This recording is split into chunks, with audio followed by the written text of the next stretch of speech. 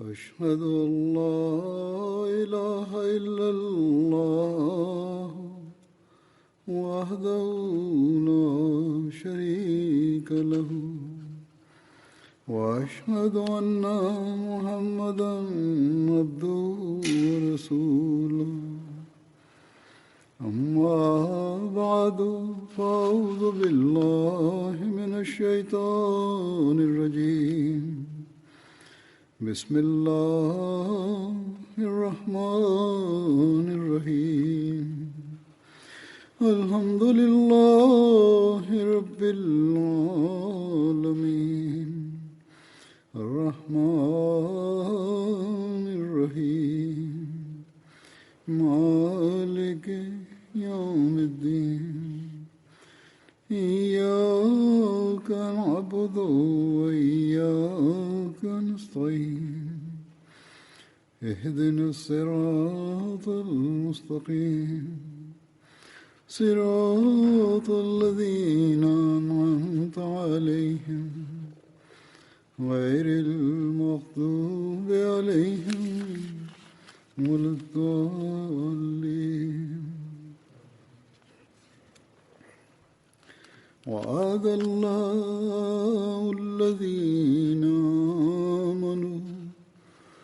وعد الله الذين آمنوا منكم وعملوا الصالحات ليستخلفنهم في الأرض كما استخلف الذين من قبلهم ولا يمكنن لهم دينهم الذي ارتضى لهم ولا يبدلنهم من بعد خوفهم أمنا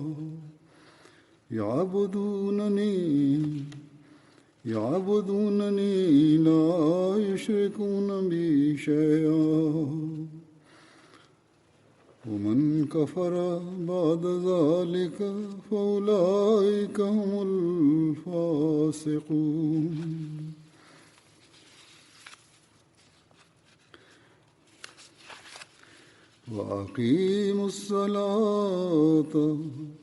وأقيموا الصلاة وآتوا الزكاة وأطيعوا الرسول لعلكم ترحمون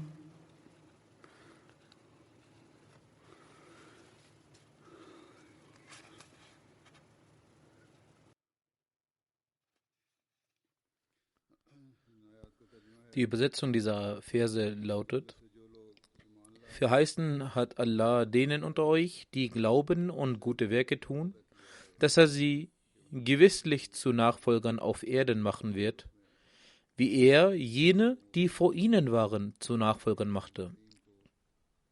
Und dass er gewisslich für sie ihre Religion befestigen wird, die er für sie auserwählt hat, und dass er gewisslich ihren Stand nach ihrer Furcht in Frieden und Sicherheit verwandeln wird. Sie werden mich verehren und sie werden mir nicht zur Seite stellen. Wer aber hernach undankbar ist, das werden die Empörer sein. Und verrichtet das Gebet und zahlet die Zakat und gehorchet dem Gesandten, auf dass ihr Barmherzigkeit empfangen möget. Gestern war der 27. Mai, den wir als Yawm Khilafat, Tag des Khilafat, zelebrieren. Aufgrund des Yawm Khilafat werden verschiedene Programme abgehalten, um die Geschichte des Khilafat und unsere Verantwortungen gegenüber des Khilafat zu verinnerlichen. Und nach dem Gelübde zum Khilafat jene Verantwortung zu verstehen und zu befolgen, damit wir die Segnungen Allahs erhalten. Allah hat uns eine Güte erwiesen, dass wir in dieser Zeit an den Gesandten Gottes glauben, welcher gekommen ist, um die wahre Lehre des Islam zu zeigen.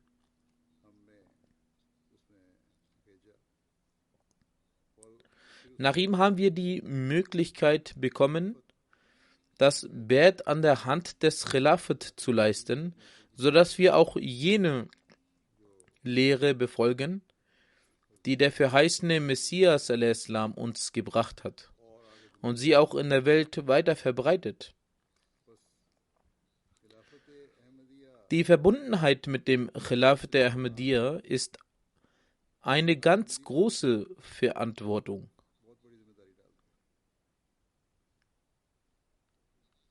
Die jeder Ahmadi hat. Nur wenn wir dieser Verantwortung gerecht werden, sind wir in der Lage, die Gunsterweisung Gottes auch mit Dankbarkeit zu erwidern, die er uns gewährt hat. In den Versen, die ich rezitiert habe, hat Allah versprochen, Sicherheit zu gewähren und Furcht in Frieden umwandeln, mit der Bedingung, im Glauben standhaft zu sein, gute Werke zu vollbringen, den Gottesdienst auf die richtige Art auszuüben und kein Götzendienst zu leisten, Gott keine Partner zur Seite stellen. Um dies zu erlangen, ist die Anbetung Gottes und das Pflichtgebet unerlässlich. Das Pflichtgebet soll erfüllt werden nach den Richtlinien, die Gott gegeben hat. Es ist wichtig, auf dem Wege Allahs zu spenden. Ihr sollt Spender auf dem Wege Allahs werden. Genauso ist die Gehorsamkeit gegenüber den Propheten sehr wichtig. Ihr sollt all seine Gebote befolgen. Dies sind die Dinge. Wenn wir diese vor Augen führen und unser Leben gemäß diesem gestalten und unser Versprechen, dass wir unseren Glauben Vorrang zur weltlichen Angelegenheiten geben, mit wahrem Geist Folge leisten.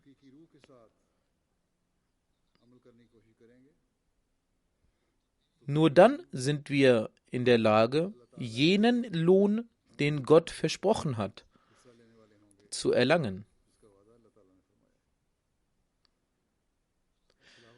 Nur dann können wir vom Lohn des Khilafat profitieren.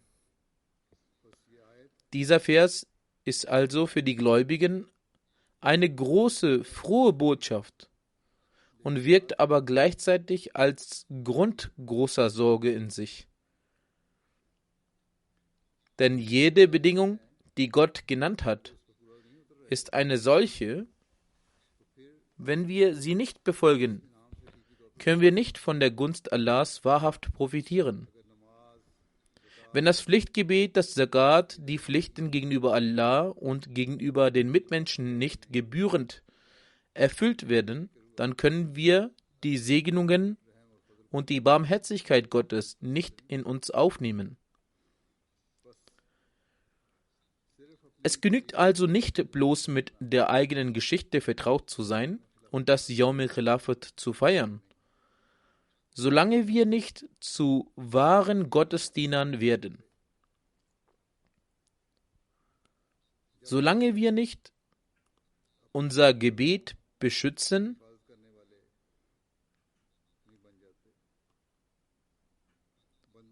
solange werden wir nicht die Pflichten gegenüber unseren Mitmenschen leisten und die Pflichten Gott gegenüber vorherrschen und sie nicht erfüllen.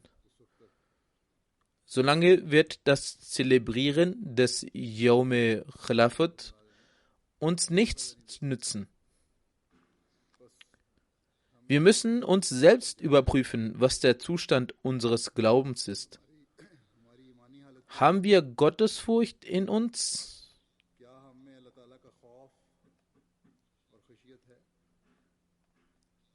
Besitzen wir Gottesfurcht und sind wir in der Lage, die subtilen Pfade der Gottesfurcht zu begehen? Lieben wir mehr Gott als alles andere? Befinden wir uns in einer vollkommenen Gehorsamkeit gegenüber Allah und gegenüber den Propheten? Ebenso müssen wir unseren Blick auf unsere Taten werfen. Sind unsere Taten tatsächlich gemäß den wahren Lehren des Islam? Sind unsere Taten eine Zurschaustellung? Ist unser Gebet als Zurschaustellung gedacht? Sind unsere Spenden und das Zakat eine Zurschaustellung? Ist unser Fasten etwa eine Zurschaustellung? Ist unsere Pilgerfahrt prahlerisch? Wahre und vollständige Gehorsamkeit gegenüber Allah und seinem Propheten, wahre innere Zufriedenheit und Frieden werden wir nur dann erlangen, wenn jede unserer Taten einzig und allein für das Wohlgefallen Gottes geschieht. Somit kann nur dann eine Gesellschaft im Schatten des Khilafat entstehen, wenn unser jegliches Wirken dazu da ist, das Recht Gottes und das Recht der Mitmenschen zu erfüllen.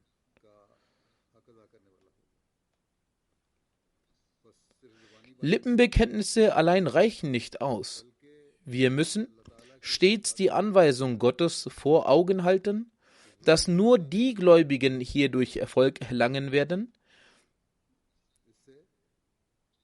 die gute Werke vollbringen. Der verheißene Messias a.s. sagte: Im heiligen Koran hat Allah, der Erhabene, gute, tugendhafte Werke neben den Glauben gestellt. Und gute, tugendhafte Werke sind jene, in denen nicht das geringste bisschen Zwietracht oder Verdorbenheit vorhanden ist. Denkt daran, dass die Handlungen des Menschen immer von Dieben angegangen werden. Was sind diese? Diese sind Prahlerei. Das heißt, wenn ein Mensch etwas zur Schau stellt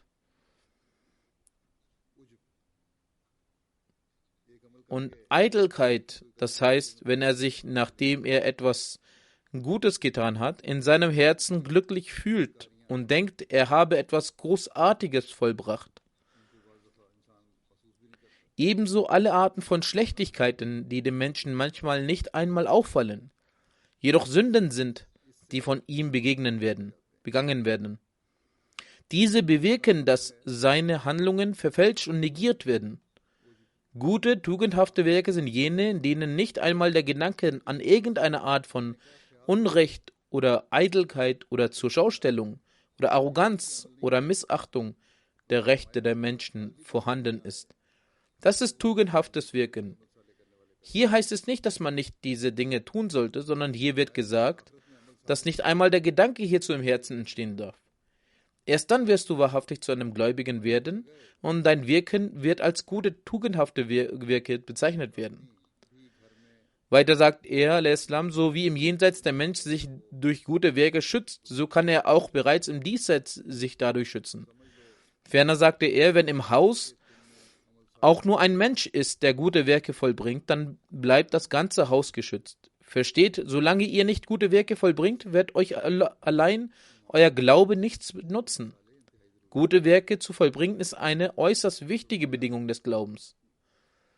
Weiter sagte er, al-Islam, gute Werke können nicht nach unserer eigenen Vorstellung und Auffassung bestimmt werden.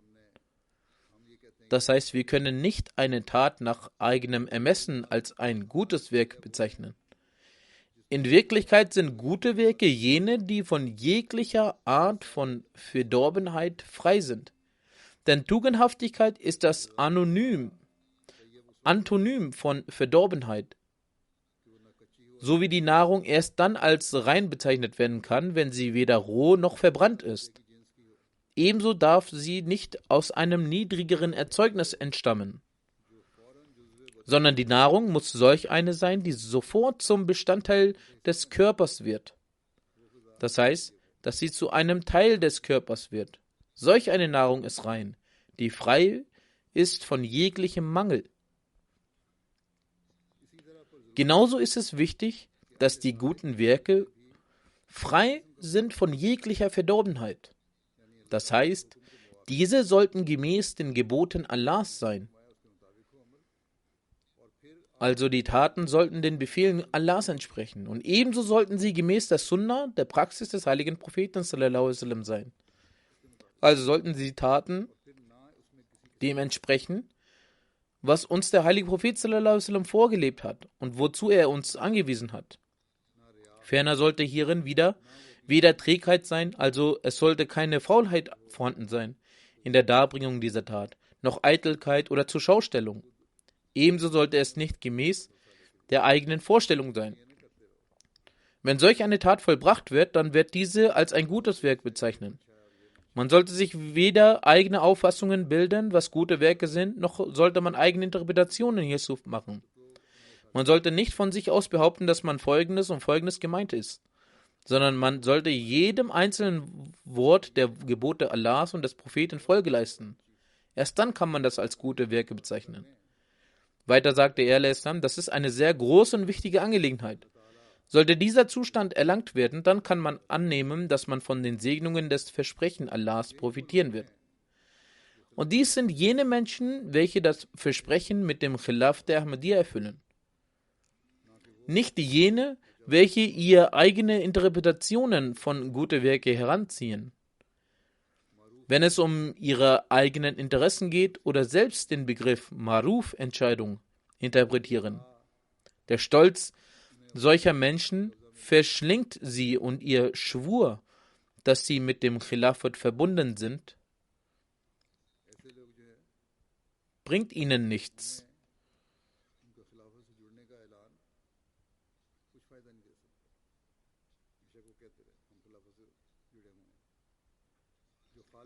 Jene Menschen, die mit einem reinen Herzen wahre, ergebene und gehorsame des Khilafat sind, haben eine wahre und treue Bindung mit dem Khilafat. Diese Menschen beschützen das Khilafat und das Khilafat beschützt diese Menschen. Die Gebete des Kalifen der Zeit werden mit ihnen sein. Ihr Schmerz wird den Kalif dazu bewegen, für sie zu beten. Solche Menschen sind jene, die gute Werke tun und deren Bindung zum Khilafat und die Bindung von Khilafat zu solchen Menschen das Wohlgefallen Allahs auf sich zieht. Das ist das wahre Khilafat, in der der Kontakt zwischen der Gemeinde und dem Kalifen für die Erlangung des Wohlgefallen Gottes ist.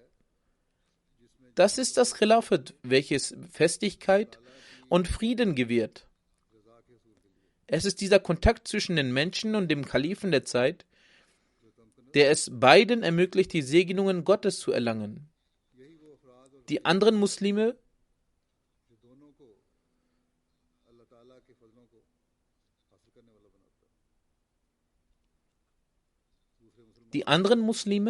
wollen ein Khilafat etablieren, aber dies durch weltliche Mittel und durch weltliche Listen. Weder können diese Mittel und Listen ihnen jemals Erfolg bringen, noch kann so das Khilafat etabliert werden. Sie können sich bemühen, wie sie wollen. Das Khilafat wird nun auf die Art und Weise fortbestehen, wie Gott es bestimmt hat. Neben der Dankbarkeit, die in uns entstehen sollte, und der Demut, dass wir uns vor Gott niederwerfen, da er uns mit dem Segen des Khilafat gehuldigt hat, sollten wir stets die Gottesfurcht im Herzen tragen und unsere Taten ständig im Blick halten.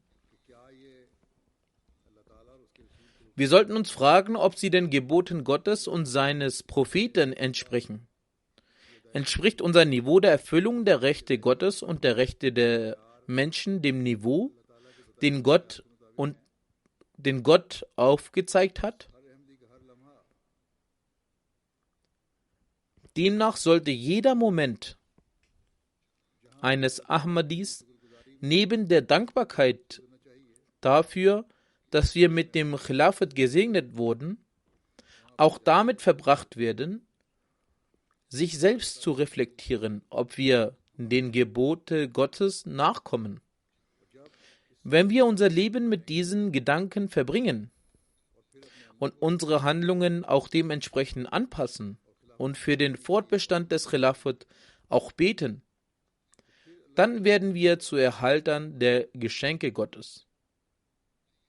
Genau das hat uns der verheißene Messias a.s. erklärt, dass Gott ihn ebenso getröstet hat, dass die Institution des Khilafat fortbestehen wird.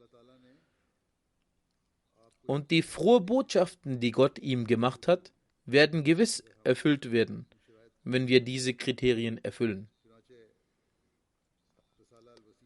Demnach hat der verheißene Messias a.s. in seinem Werk Al-Wasiyat, das Testament, sehr detailliert über die Institution des Khilafat geschrieben. Er a.s. sagte: Es ist die Handlungsweise Gottes, die er, seitdem er die Menschen auf dieser Erde erschaffen hat, zu zeigen pflegt, dass er nämlich seinen Propheten und Gesandten hilft und ihnen die Oberhand gewährt.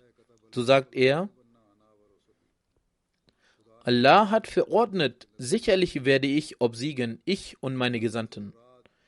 In diesem Kontext ist unter obsiegen Folgendes zu verstehen. Es ist die Absicht der Gesandten und Propheten, dass die Beweisführung Gottes vollkommen wird, sodass sich niemand gegen sie zu stellen vermag. Ebenso bestätigt Gott durch kraftvolle Zeichen ihre Wahrhaftigkeit und lässt durch ihre eigene Hand den Samen jener Wahrheit säen, die sie in dieser Welt zu verbreiten trachten. Jedoch lässt er sie dieses Werk nicht durch ihre eigene Hand vollenden, sondern schenkt ihnen den Tod zu einem Zeitpunkt, der anscheinend die Furcht vor einer Niederlage in sich birgt und den Gegnern Gelegenheit zur Belustigung und Polemik gibt. Nachdem sie aber Spott getrieben haben, manifestiert er die andere Seite seiner Macht.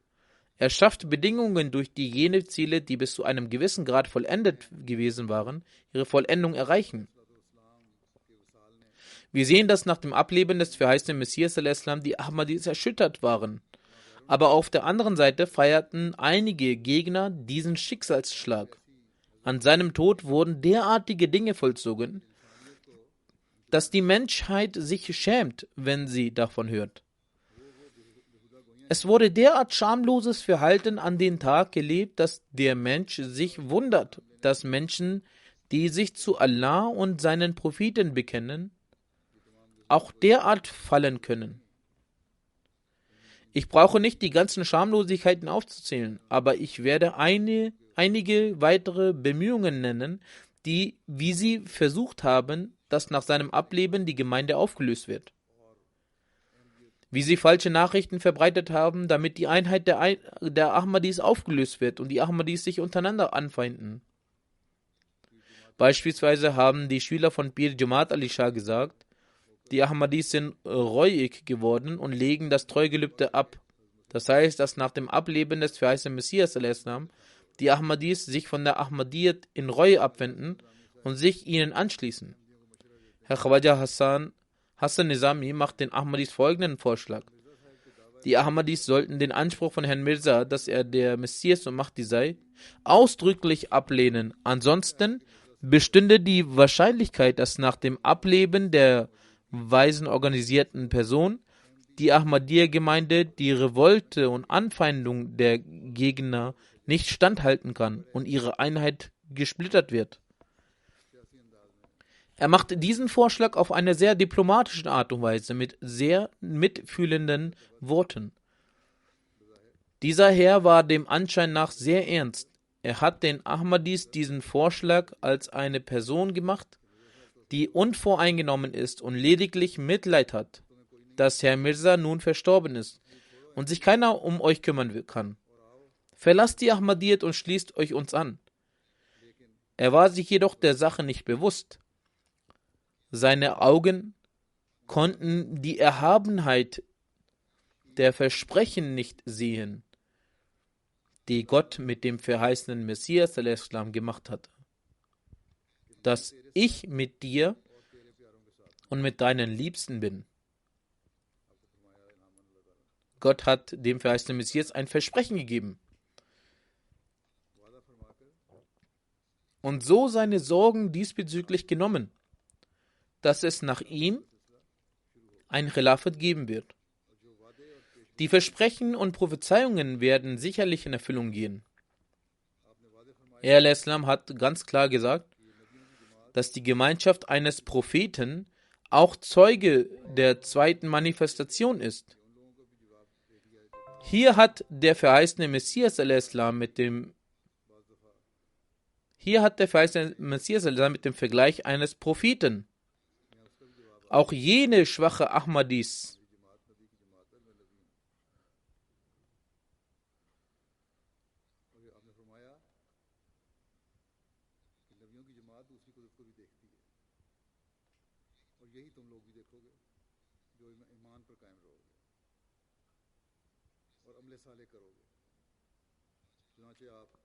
Er hat ganz klar gesagt, dass die Gemeinschaft eines Propheten auch Zeuge der zweiten Manifestation ist. Hier hat der verheißene Messias mit dem Vergleich eines Propheten auch jene schwache Ahmadis angesprochen, die sich davor scheuen, den verheißenen Messias als Propheten zu verkünden. Er schreibt, die Gemeinschaft eines Propheten wird auch die zweite Manifestation sehen und dies werdet auch ihr sehen, wenn ihr glaubt und gute Werke tut. Bezüglich der zweiten Manifestation schreibt er, kurz, er manifestiert seine Macht auf zweierlei Weise. Erstens, offenbart durch die Hand seiner Gesandten. Zweitens, wenn nach dem Ableben der Propheten Schwierigkeiten aufkommen und die Feinde an Macht gewinnen und meinen, die Lage hätte sich verschlimmert. Sie sind der Überzeugung, dass diese Bewegung nun untergehen wird. Selbst einige Mitglieder der Bewegung geraten im Zweifel und verlieren den Mut. Einige Unglückliche kehren sich sogar ab. Dann manifestiert Gott zum zweiten Mal seine Macht und lässt die fallende Gemeinde sich festigen. Wer also bis zum Schluss ausharrt, erlebt dieses Wunder Gottes, so wie es zu Zeiten Hazrat Abu Bakrs r. geschah, als der Tod des heiligen Propheten sallam, für einen vorzeitigen Tod gehalten wurde. Viele Nomaden kehrten sich daraufhin ab, und als die Anhänger des heiligen Propheten sallam, aus Kummer die Besinnung zu verlieren schienen, zeigte er ein weiteres Mal seine Macht und rettete den Islam vor dem Untergang.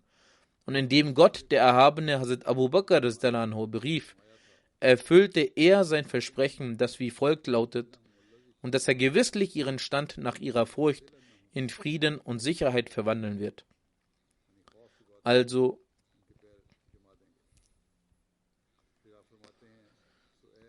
o meine Lieben, da es sich von seither die Handlungsweise des allmächtigen Gottes ist, dass er auf zweierlei Weise seine Allmacht manifestiert, damit er zwei falsche Freuden der Gegner vernichte, ist es nicht möglich, dass er jetzt unüblicherweise seine Gewohnheit ändert. Aus diesem Grund sollt ihr wegen dem, was ich euch berichtet habe, nicht trauern, noch sollen eure Herzen in Unruhe verfallen. Denn es ist notwendig für euch, dass ihr auch die zweite Manifestation der göttlichen Macht miterlebt. Ihre Ankunft gereicht euch zum Vorteil, denn sie ist ewig und ihre Kette wird bis zum jüngsten Tag nicht unterbrochen werden. Und diese andere Manifestation kann nicht kommen, ehe ich gehe. Nachdem ich aber gegangen bin, wird Gott diese zweite Manifestation zu euch schicken, die euch immer geleiten soll, so wie Gott es in Brahine Ahmadiyya versprochen hat. Jenes Versprechen betrifft nicht mich, sondern euch, so wie Gott sagt, ich werde deiner Gemeinde, also deinen Anhängern, bis zum jüngsten Tag ihnen gegenüber die Oberhand gewähren.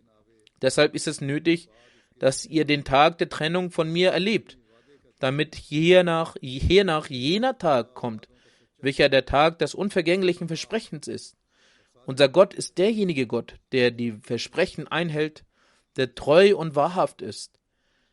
Er wird euch alles zeigen, was er versprochen hat.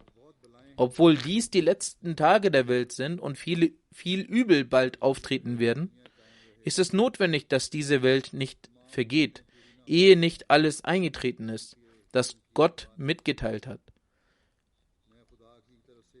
Ich bin von Gott als eine Manifestation seiner Macht erschienen und ich bin eine Verkörperung seiner Macht.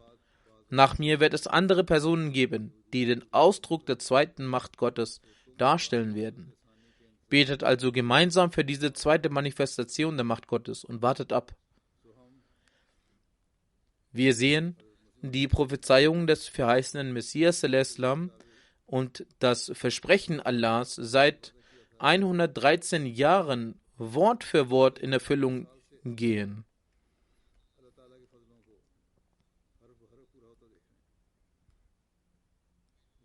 Anders als jene Menschen, die nach dem Ableben des verheißenen Messias behaupteten, der Kopf von der Gemeinde wurde abgetrennt und nun haben sie nichts weiteres in der Hand und sie werden sich um die Gemeinde nicht mehr kümmern können. Über den ersten Kalifen Rizdalanhu schreibt die Zeitschrift Gardan Gazette, was bleibt den Mirzais noch übrig?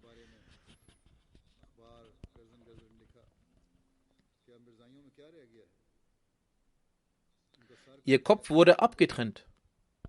Ein Mann, der sich als euren Imam ausgibt, wird nichts anderes machen können, als in der Moschee den Koran zu lehren. Doch was sollen diese Unwissenden denken? Dies war doch der Grund, weshalb Hazrat Abraham a.s. betete, dass aus seiner Nachkommenschaft ein großartiger Prophet erscheinen solle. Und eben dies ist die großartige Lehre, die der heilige Prophet sallallahu alaihi wasallam entsendet wurde. Und dies ist eben dieses Buch, durch welches man von Erfolg gekrönt wird, wenn man es lernt und lehrt. Dies ist jenes Buch, für dessen Verbreitung der verheißene Messias al-Islam offenbart wurde. Und das ist jene Aufgabe, für dessen Bewältigung das System des Khilafat gegründet wurde. Der erste Kalif Rizdalanhu antwortete auf ihre Aussagen: Möge Allah es genauso geschehen, dass ich euch den heiligen Koran beibringe. Der erste Kalif Rizdalanhu bewältigte diese Aufgabe auf bester Weise. Aber der Wunsch der Gegner erfüllte sich nicht, dass sich in der Jamaat nun organisatorische Schwierigkeiten bilden. Der erste Kalif Rizdalanhu bekämpfte die Vorwände der Heuchler und Befürworter der Anjuman, sodass sich hiernach keiner mehr traute, Unruhen zu stiften. Der erste Kalif Rizdalanhu sagte in der ersten Rede seiner Amtszeit: Gleich welchen Standpunkt ihr vertritt, nun müsst ihr mir Folgen leisten. Einst hielt er eine Rede in der Mubarak-Moschee und sprach mit ganzer Autorität: Ihr habt mit euren Taten dermaßen Trauer bereitet, dass ich nicht einmal bereit bin, in dem Teil der Moschee zu stehen, den ihr gebaut habt. Ich stehe in der Moschee von meinem Mirza. Der erste Kalif Rizdalanhu stand in dem Teil der Moschee, der zur Zeit des verheißenen Messias errichtet wurde, und nicht in dem Teil, der später durch Spenden hinzugebaut wurde.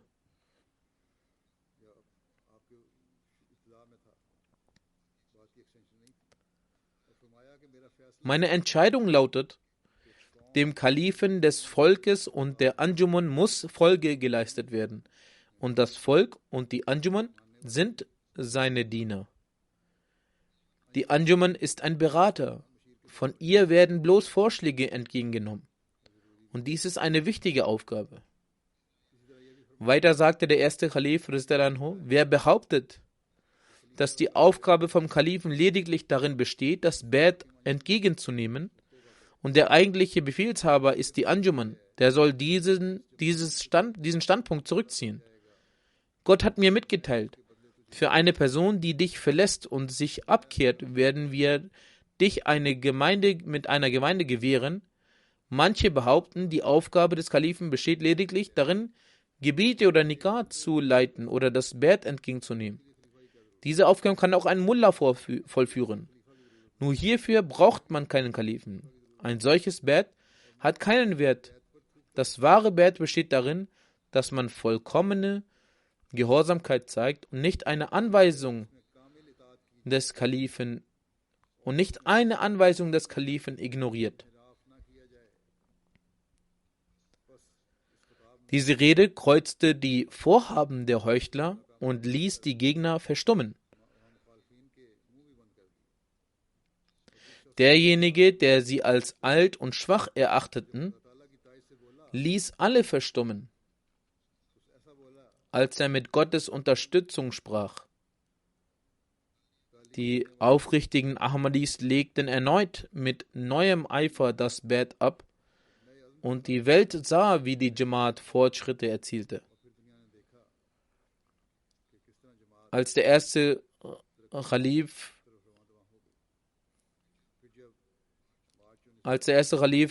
im März 1914 verstarb, entstand in der Jamaat erneut ein Zustand der Erschütterung. Die Befürworter der Anjuman wollten unbedingt die Anjuman zum rechtmäßigen Nachfolger des verheißenen Messias anerkennen lassen. Zur Zeit des ersten Kalifen hatten sie sich zurückgezogen. Nun aber erhoben sie sich erneut. Auch die Heuchler stellten sich erneut auf. Aber gemäß dem Versprechen an den verheißenen Messias errettete die helfende und unterstützende Hand Gottes erneut das System des Khilafat. Die Befürworter der Anjuman befürchteten, dass die Jamaat Hazrat Mirza Bashiruddin Mahmud Ahmad zum zweiten Kalifen ernennen würde. Aus diesem Grund versuchten sie ihr Bestes zu tun, keinen neuen Kalifen wählen zu lassen. Sie wollen es hinausschieben, sei es auch nur für eine Weile. Hazrat Mirza Bashiruddin Mahmud Ahmad sagte, ein Kalif sollte auf jeden Fall gewählt werden, aber ich möchte euch klarstellen, dass ich kein Interesse habe, zum Kalifen gewählt zu werden. Wählt zum Kalifen, wen ihr wollt. Ich werde ihm zusammen mit meiner Familie das Bett ablegen. Aber die Befürworter der Anjuman wussten, dass die Wahl in seinen Gunsten ausgehen wird und akzeptieren seinen Vorschlag nicht.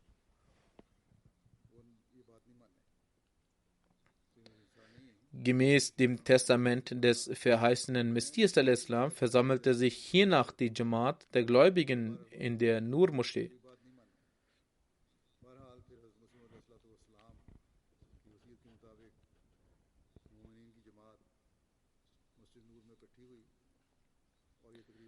Es waren 2000 oder mehr Personen.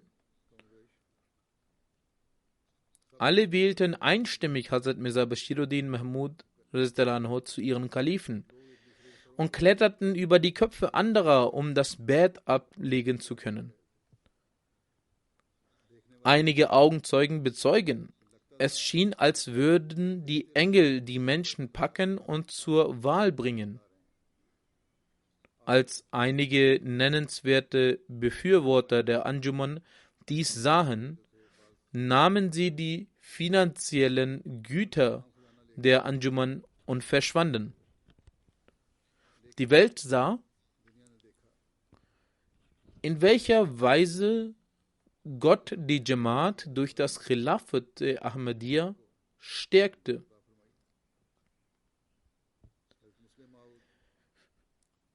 Die 52-jährige Ära des zweiten Kalifen Hazrat Muslim Maud ist ein Beweis dafür.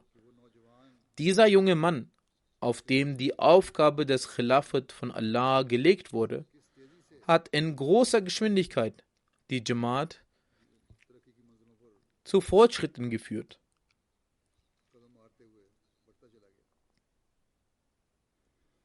Diejenigen, die das Vermögen der Anjuman mitgenommen haben und ausriefen, dass nun in Qadian Christen regieren werden, deren Nachkommen sehen heute, dass die Unterstützung Allahs für die Khilafat der Ahmadiyya zeigt, wie sich die Christen unter der Fahne des Messias von Muhammad sallallahu alaihi wasallam begeben.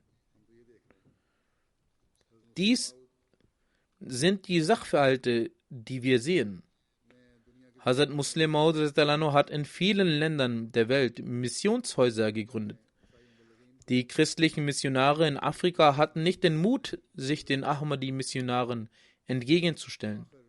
Schlussendlich musste akzeptiert werden, dass die Ahmadiyyat bei der Verbreitung des Christentums eine Gegenkraft und Hindernis darstellt.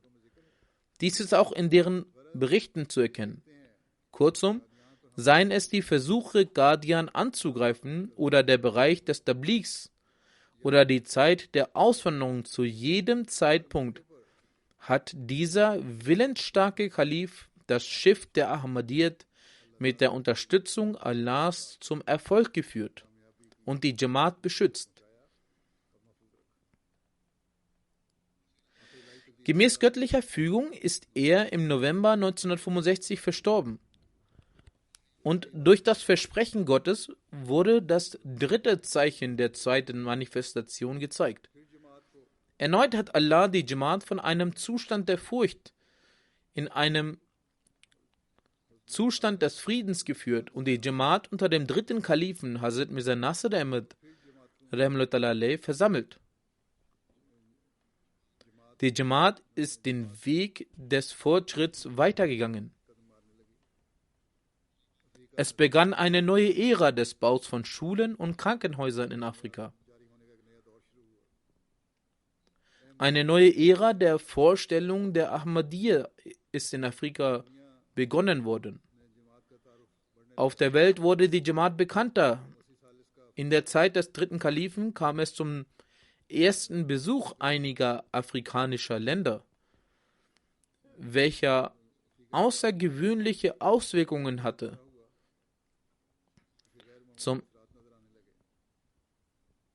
Zum ersten Mal wurden einige dieser afrikanischen Länder von einem Kalifen mit einem Besuch geehrt. Im Jahre 1974 hat die Regierung gegen die Ahmadis eine Kampagne gestartet und ein Gesetz erlassen und dadurch die Ahmadis zu Nicht-Muslimen erklärt. Auch aus dieser schwierigen Situation ist die Jamaat mit dem Schutzschild des Khilafats herausgekommen. Und der Versuch, den Fortschritt der Jamaat zu verhindern, scheiterte.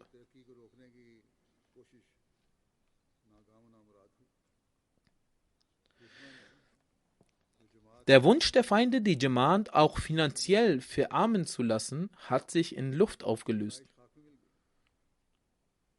Allah hat verschiedene Wege von finanziellen Mitteln eröffnet. Der Versuch der Feinde, die Ahmadis in der Gesellschaft bzw. in finanzieller Hinsicht zu zerstören, ist fehlgeschlagen.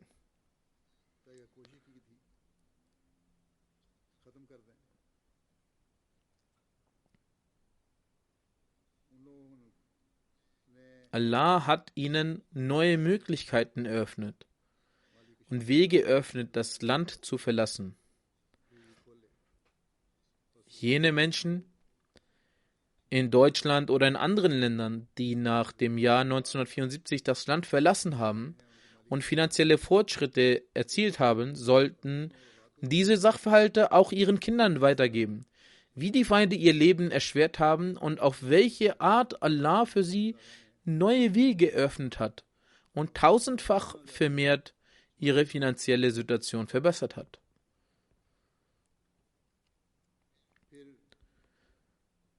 Im Juni 1982 verließ uns auch Hazrat Khalifatul Masih Salis, der dritte Kalif, Rahimullah alayh.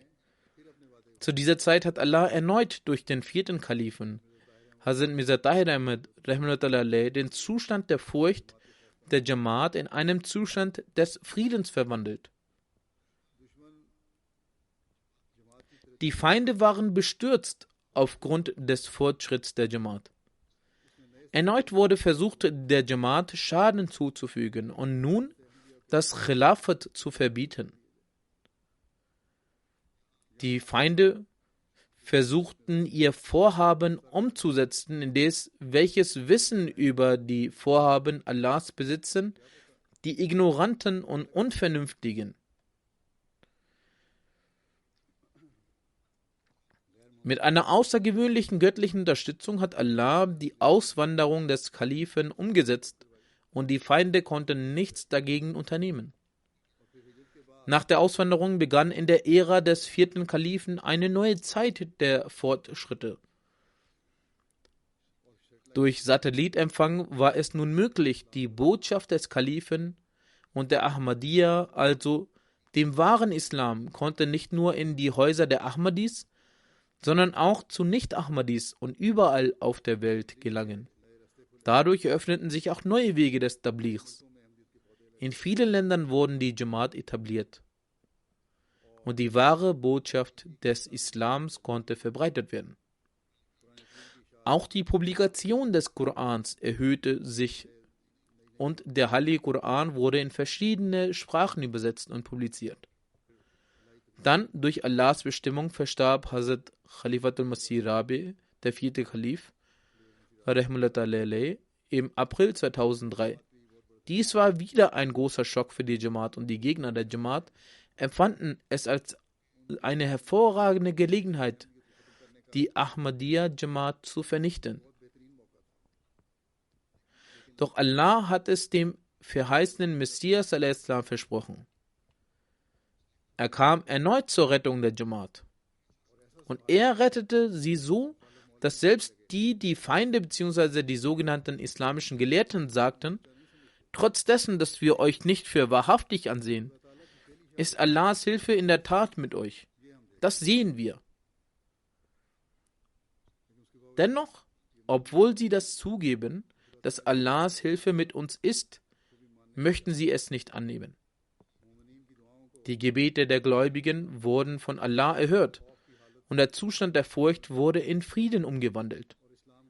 Und in der Geschichte des Islam begann mittels des verheißenen Messias al-Islam die Zeit des 5. Khilafat. Wenn in der Anfangszeit des Islam die Zeit der Khilafat des heiligen Propheten sallallahu alaihi wasallam auf 4 begrenzt war, so war das gemäß der Prophezeiung des heiligen Propheten sallallahu alaihi wasallam. Nun, wenn die Zeit des 5. Kalifen, die mittels des verheißenen Messias al-Islam begann, so ist auch das gemäß der Prophezeiung des heiligen Propheten sallallahu alaihi wasallam. Nach der Ankunft des verheißenen Messias al-Islam öffneten sich in der Geschichte des Islam viele Türen, zu denen auch das 5. Khilafat gehört. Die Feinde dachten, dass nun die Führung der Jamaat in keiner starken Hand mehr ist. Aber sie wissen nicht, dass die wahre Hand die Hand Allahs ist, die demjenigen, den sie bestätigt und beisteht, stark macht. Heute kann das Auge der Eifersucht der Feinde die Erfolge der Jamaat stärker als je zuvor sehen. Die Vorstellung der Jamaat und ihre Verkündung in der Welt fand auf ungewöhnliche Weise in dieser Zeit statt.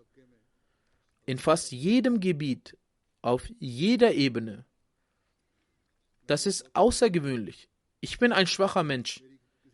Dieser Fortschritt liegt nicht an irgendeinem Talent von mir. Wenn den Leuten der Regierungen der Welt und Parlamenten die Ahmadiyya Jamaat bekannt wird, dann liegt es ganz allein an den Segnungen Allahs und den Versprechungen an den verheißenen Messias al-Islam.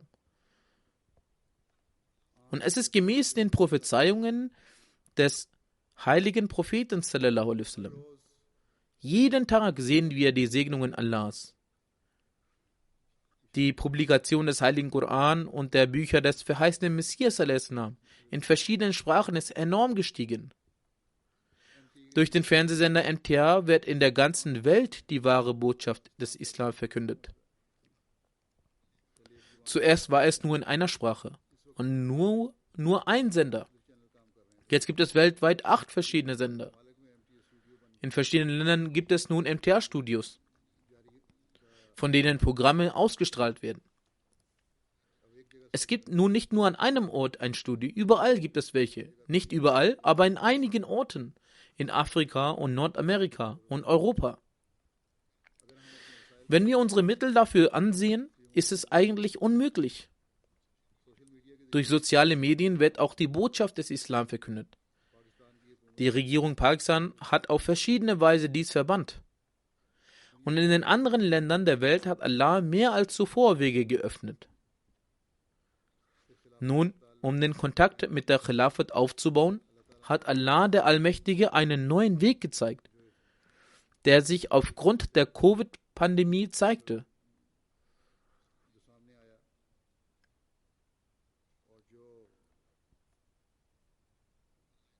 Es finden nun online bzw. virtuelle Meetings und Treffen statt, durch die die Gemeinden direkt kontaktiert werden. Die Mitglieder erhalten direkten Rat vom Kalifen der Zeit. Ich treffe hier von London mal ein Land aus Afrika, mal Indonesien und manchmal Australien und Amerika. Das sind alles also Segnungen von Allah. Daher sollten wir nie vergessen, dass Allah der Allmächtige, der uns seine Segnungen zeigt und uns im Namen der Khilafat gesegnet hat, dass wir stets dessen Rechte erfüllen. Damit verbundenen Verpflichtungen sollten wir stets versuchen, gerecht zu werden, damit wir bis zum Tag des jüngsten Gerichts gemäß der Prophezeiung des heiligen Propheten sallallahu alaihi wasallam Nutzen aus dieser Segnungen ziehen können. Der verheißene Messias hat Allah Erfolg versprochen und Allah bricht sein Versprechen nicht. Doch um Nutzen daraus zu ziehen, müssen wir die Verantwortung übernehmen. Allah gegenüber Dankbarkeit erweisend, müssen wir uns vor ihm niederwerfen. Die Segnungen des Khilafat sollte sich in jeder unserer Handlungen und Äußerungen widerspiegeln. Um den Treueid dem Khilafat gegenüber stets gehorsam zu sein und bis zu unserem letzten Atemzug zu erfüllen, müssen wir für jede Art des Opfers bereit sein.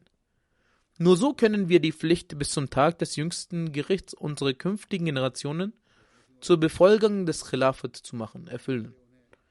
Der verheißene Messias a.s. hat daran erinnert, dass von uns diejenigen zu den Empfängern der Segnung Allahs werden, die standfest auf dem Glauben seiend für jedes Opfer bereit sein werden. Folglich sagte er a.s.: Denkt nicht, dass Allah euch zugrunde gehen lassen wird. Ihr seid ein Samen der Hand Allahs, der in die Erde gepflanzt worden ist. Gott sagt, dass dieser Samen gedeihen und wachsen wird und von allen Seiten Zweige hervorbringen wird und zu einem großen Baum werden wird. Frohe Botschaft denen, die an Gottes Worte festhalten und sich nicht vor den Prüfungen, die auf dem Weg lauern, fürchten. Denn das Geschehen dieser Prüfungen ist auch wichtig, damit Gott euch prüft. Wer in seiner Aussage das Wert aufrichtig getätigt hat und wer verlogen ist, derjenige, der eine Prüfung ablehnt, der wird Gott keinen Schaden zufügen können und seine Unglückseligkeit wird ihn in die Hölle treiben. Es wäre besser für ihn, wenn er nicht geboren wäre. Doch diejenigen, die bis zum Ende Geduld erweisen und die Härten von Schwierigkeiten erleben und Winde der Erschwernis erleben und Nationen über sie spotten und die Welt ihnen gegenüber starke Abneigung empfindet. Sie werden es sein, die letztendlich siegreich sind und Türe der Segnungen werden für sie geöffnet werden. Gott hat mich ansprechend gesagt, dass ich meine Jamaat darüber in Kenntnis setzen soll, dass diejenigen, die gläubig sind und einen solchen Glauben haben, der keine weltlichen Beimischungen hat und dieser Glaube nicht durch Heuchlerei und Feigheit verunreinigt ist und dieser Glaube von keiner Form des Gehorsams beraubt ist. Solche Menschen sind die liebsten Menschen Gottes. Und Gott sagte, dass sie es sind, deren Schritt ein wahrhaftiger Schritt ist. Das sagte er. Gottes Wort sagt mir, dass viele Erschwernisse sich ereignen werden und viele Katastrophen die Erde heimsuchen werden. Einige von ihnen werden sich zu meinen Lebzeiten ereignen und andere nach meinem Ableben. Allah, wird dieser Gemeinschaft vollkommen Erfolg gewähren, teilweise durch meine Hand und teilweise nach mir.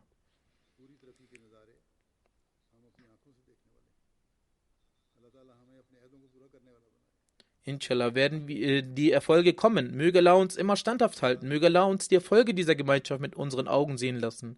Möge Allah uns ermöglichen, unseren Treueeid zu erfüllen, damit wir die Erfüllung des Versprechen Gottes in unserem Leben sehen können. Unser Gottesdienst, unsere Gebete und unsere Handlungen sollten uns die Zufriedenheit Allahs bescheren.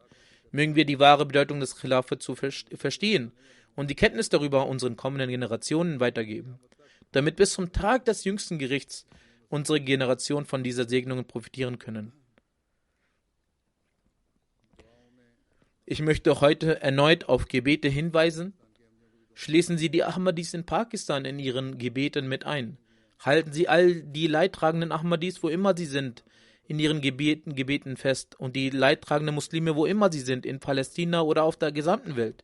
Möge Allah die Schwierigkeiten aller beseitigen und Erleichterung schaffen und ihnen allen ermöglichen, wenn sie Ahmadis sind, dass sie den Lehren des verheißenen Messias al-Islam Folge leisten und sie zu wahrhaftigen Ahmadis werden.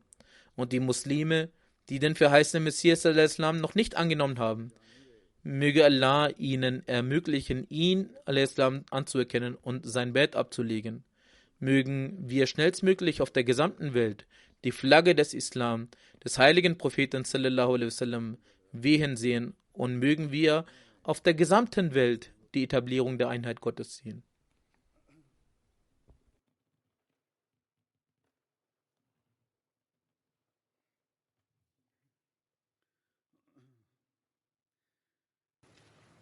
Alhamdulillah,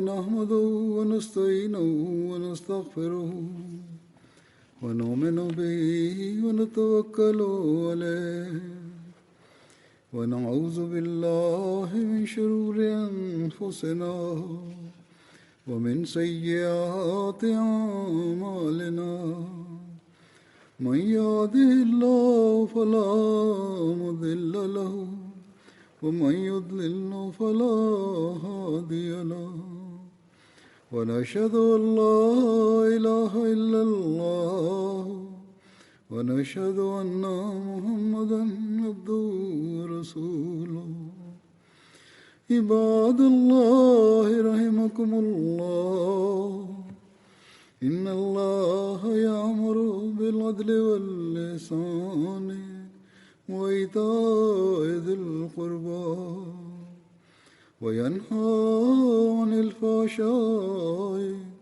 والمنكر والبغي يعظكم لعلكم تذكرون اذكروا الله يذكركم وادعوه يستجب لكم ولذكر الله أكبر